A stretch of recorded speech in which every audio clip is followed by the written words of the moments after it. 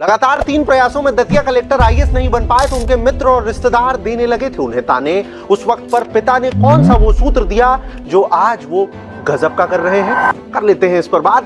दरअसल software engineer हुआ करते थे दतिया के कलेक्टर स्वप्निल वानखेड़े।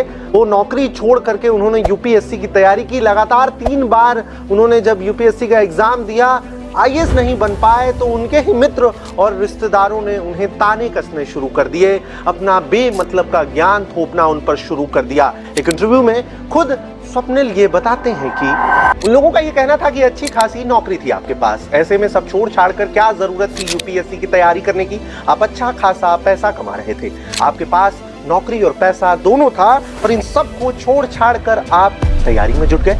ये बातें ना उस वक्त पर स्वप्निल को किसी नुकीली सुई की तरह चुभ रही थी, काफी परेशान भी कर रही थी। और ऐसे में परेशान बेटे को देख स्वप्निल के पिता एक दिन उन्हें अपने पास बुलाते हैं और एक सूत्र देते हैं। इस सूत्र को ध्यान से सुनिएगा। वो ये कहते हैं कि हमारे समाज का सबसे बड़ा रोग जो है वो ये है कि हमें लगता है लोग क्या कहेंगे।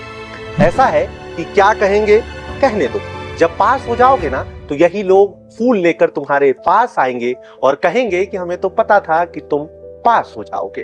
पिता की ये बात सुनते ही उनके मन में आती परेशान करने वाली इन सारी बातों को उन्होंने अपने दिमाग से निकालकर फेंक दिया। और फिर क्या हुआ बताता हूं। होना क्या था, चौथे प्रयास में आखिरकार स्वप्निल आईएएस बन ही गए। 132वां रैंक उनका आया और अब जिस तरीके से दतिया के कलेक्टर बनके वो लगातार काम कर रहे हैं, उनके काम की अलग अलग वीडियोस अब तो देश भर में वायरल हो गई हैं। यहां तक कि देश भर से लोग उन्हें सिर्फ उनसे मिलने के लिए उनके पास पहुंच रहे हैं। ऐसे में जो दुआएं उन्हें मिल रही हैं, कहीं ना कहीं इसके पीछे उस समय उस पिता के दिए सूत्र का भी एक बहुत बड़ा हाथ है।